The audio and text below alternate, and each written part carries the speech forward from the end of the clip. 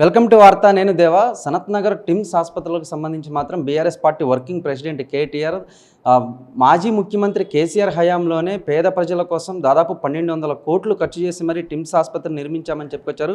ప్రస్తుతం ఇదే విషయంపై మనతో పాటు మాట్లాడడానికి బల్మూరు వెంకట్ గారు ఉన్నారు. చెప్పండి సార్, 1200 కోట్లతో పేద ప్రజల కోసమే తన తండ్రి కేసీఆర్ హయాంలోనే ఇది స్టార్ట్ చేశారని, కానీ కాంగ్రెస్ ప్రభుత్వం వాళ్ళకు ఎక్కడ మంచి పేరు వస్తుందో అని లేట్గా పూర్తి చేశారని కేటీఆర్ చెప్పొచ్చు. వాళ్ళు కంప్లీట్ చేసినప్పుడు 2014 వాళ్ళ మేనిఫెస్టోలోనే నిమ్స్ స్థాయిలో 24 ఆసుపత్రులు కడతాము, నియోజకవర్గానికి ప్రతి నియోజకవర్గంలో 100 పడకల ఆసుపత్రి కడతాము, ప్రతి మండలంలో 30 పడకల ఆసుపత్రి కడతామని చెప్పి బీఆర్ఎస్ పార్టీ వారి యొక్క 2014 మేనిఫెస్టోలో చెప్పడం జరిగింది.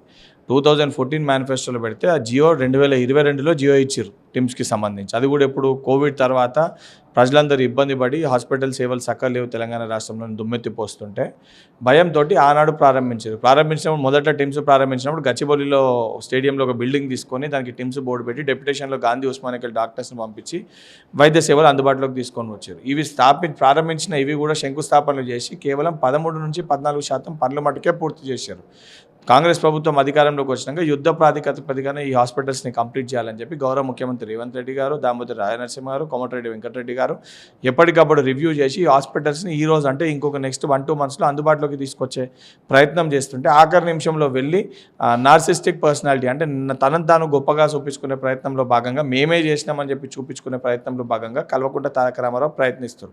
మరి ఇదే మెట్రో కట్టినప్పుడు కూడా మెట్రో పూర్తి స్థాయిలో కంప్లీట్ చేసింది, మెట్రో శాంక్షన్ చేసింది, శంకుస్థాపన చేసి 95% వర్క్ కంప్లీట్ చేసింది కాంగ్రెస్ హయాంలో. ఆనాడు మెట్రో కట్టకూడదు, అలైన్మెంట్ మార్చాలని చెప్పి బీఆర్ఎస్ పార్టీగా వీళ్ళు ఆ రోజు ధర్నాలు ఆందోళన చేశారు. తర్వాత మెట్రోకి ప్రధానమంత్రి గారిని పిలిపించుకొని రిబ్బన్ కట్ చేసి మెట్రో ప్రారంభిస్తే ఆ రోజు మేము వెళ్ళి మరి మేము చేసినామని మేము విమర్శించలేదే.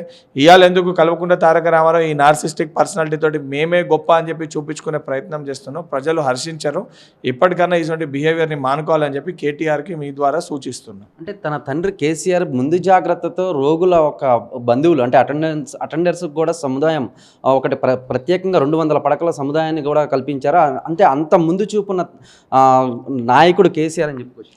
అంతా ముందు చూపు ఉంటే 2014కి వెళ్ళి 22 వరకు సో ఎందుకు లేకుంటే 2014లో స్టార్ట్ చేస్తా అనేది 22లో జియో ఎందుకు ఇచ్చారు, 22 ఆఖరిలో శంకుస్థాపన చేసి దాని పనులు ప్రారంభించారు. 10 ఏళ్ళు మీరు అధికారంలో ఉన్నప్పుడు ఎందుకు ఏ ఒక్క ఆసుపత్రిని కంప్లీట్ చేసి మీరు చూపించలేకపోయారు, ఎందుకు గాంధీలో వైద్య సేవల్ని మెరుగుపరచలేకపోయారు, ఉస్మానియా హాస్పిటల్ బిల్డింగ్ ఎందుకు కట్టలేకపోయారు. ఇవన్నీ కాంగ్రెస్ ప్రభుత్వం ప్రజాప్రభుత్వం అధికారంలోకి వచ్చినాక స్టార్ట్ చేసిన పనులు.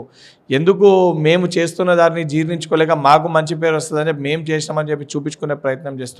ఇప్పటికన్నా ఈ బుద్ధి అలవాట్లు మానుకోవాలని చెప్పి కేటీఆర్కి హెచ్చరిస్తున్నారు. అంటే హరీష్ రావు మాత్రం స్టార్ట్ చేసేది మేము, కానీ రిబ్బన్లు కట్ చేసేది, కొబ్బరికాయలు కొట్టేది మీరు అని చెప్తున్నాడు. అంటే ఒక హాస్పిటల్ అనే కాదు, ప్రాజెక్టులకు సంబంధించి అయితేనేమి దేనికైనా కేవలం ఈ సీఎం రిబ్బన్ కటింగ్ సీఎంఏ తప్ప పూర్తి చేసే సీఎం కాదని చెప్తున్నాడు. 10 ఏళ్ళు వారి అధికారంలో ఉన్నప్పుడు ఒకటే ఒక ప్రాజెక్ట్ని వాళ్ళు కంప్లీట్ చేశారు, కాళేశ్వరం ప్రాజెక్ట్ని. అది కూడా కూలేశ్వరమే. ఏ రకమైన పరిస్థితులు ఎదుర్కొంటున్నామో మనం చాలా స్పష్టంగా కనబడుతున్నాం. వాళ్ళు ప్రతిదాన్ని కూడా కమిషన్ల కోసం కకృతి పడి వారు ప్రాజెక్టులన్నీ ప్రారంభించారు తప్ప ఏ ఒక్క ప్రాజెక్ట్ని వారు కంప్లీట్ చేయలేకపోయారు. ఈరోజు ప్రజాప్రభుత్వం ప్రతి ప్రాజెక్ట్ని ప్రారంభించి కంప్లీట్ చేస్తూ ప్రజలకి మెరుగైన విద్య వైద్య సేవల్ని అందుబాటులోకి తీసుకొచ్చే ప్రయత్నం ప్రజాప్రభుత్వం చేస్తుంది. అదే రకంగా రేపు జరగబోయే June 14 రోజు తెలంగాణ మోడల్ స్కూల్ కానివ్వండి, ఇప్పుడు ఈ ఆసుపత్రి జూన్ నెలలో టిమ్స్ ఆసుపత్రి ఓపెనింగ్ కానివ్వండి, దాని తర్వాత మండల స్థాయిలో జిల్లా స్థాయిలో డయాలసిస్ సెంటర్ల ప్రారంభోత్సవాలు కానివ్వండి, గాంధీ హాస్పిటల్లో ఆర్గాన్ ట్రాన్స్ప్లాంటేషన్ సెంటర్లు కానివ్వండి, ఇలా అనేకమైన ఏదైతే సంబంధించిన వాటిని కాంగ్రెస్ ప్రభుత్వం ప్రారంభించింది. ఈ 2.5 ఏళ్ల పరిపాలనలో శంకుస్థాపన చేసింది, కంప్లీట్ కూడా చేయడం జరిగింది. ఇవన్నీ కళ్ళకి కనబడకుండా నోటికి వచ్చినట్టు కేవలం ఏదో ప్రజాప్రభుత్వాన్ని విమర్శించాలి, రాజకీయ పరంగా మా ఎగ్జిస్టెన్స్ కోసం విమర్శించకపోతే మా ఎగ్జిస్టెన్స్ ఉండదని ఒక ఆందోళనతోటి భావబొమ్మర్దులు మాట్లాడుతున్న మాటలు ఇవన్నీ. అంటే మోడీ తెలంగాణ పర్యటనకు వచ్చిన వారంలోపే అటువైపు పెట్రోల్ డీజిల్పై 3 రూపాయలు పెంచారు. అలాగే బీజేపీ రాష్ట్ర అధ్యక్షుడు రామచంద్రరావు కూడా ఎలక్ట్రిక్ వెహికల్స్ కొనాలి, మెట్రోలో ప్రయాణించాలని నిన్న సామాన్యుల్లా కూడా మెట్రోలో ప్రయాణించాడు. అంటే ఎట్లా చూడొచ్చు అంటారు, ఒక మోడీ ప్రధానమంత్రి హోదాలో ఉండి ఇట్లా 3 రూపాయలు ఎన్నికలు అవ్వక ముందు దాకా పెంచమని చెప్పి సంక్షోభం ఉన్నా కూడా పెంచలేదు, మా ప్రభుత్వానికి ఒక చిత్తశుద్ధి ఇది అని చెప్పి ఒక్కసారిగా 3 రూపాయలు పెంచడం పట్ల ఎన్నికల సమయంలో పెంచితే ప్రజలు ఆందోళన చేసి ప్రజలు ఎక్కడ ఓట్లేరనే ఉద్దేశంతో ఎన్నికలు అయిపోయేంత వరకు ఆగి కావాలని చెప్పి ఎన్నికలు అయిపోగానే సామాన్యమైన ప్రజలపైన ఈరోజు భారం వేసే ప్రయత్నం కేంద్ర ప్రభుత్వం చేస్తుంది. చాలా స్పష్టంగా పెంచుతారని చెప్పి పదే పదే మా ఎల్ఓపి లీడర్ రాహుల్ గాంధీ గారు మీ తప్పుడు ఫారెన్ పాలసీ విధానం వలన సామాన్యమైన ప్రజలు ఇబ్బంది పడే పరిస్థితులు ఎదుర్కోవాల్సి వస్తుందని చాలా క్లియర్ కట్గా చెప్పడం జరిగింది. చెప్పిన మేరకే ఈరోజు పెట్రోల్ డీజిల్ ధరలు కూడా పెంచారు.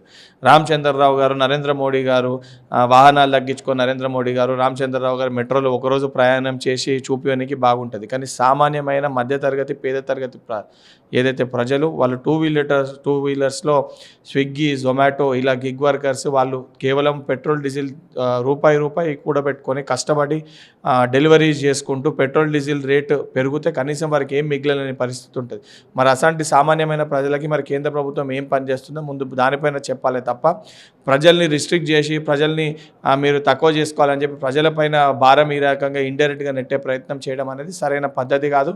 ఇప్పటికన్నా ఈ వ్యవహారం మానుకొని పెంచిన పెట్రోల్ డీజిల్ ధరలని తగ్గించాలని చెప్పి డిమాండ్ చేస్తున్నాం. ఫైనల్గా బండి భగీరథ్ కేసుకు సంబంధించి ఏం చెప్తారు ఒక ఎమ్మెల్సీగా?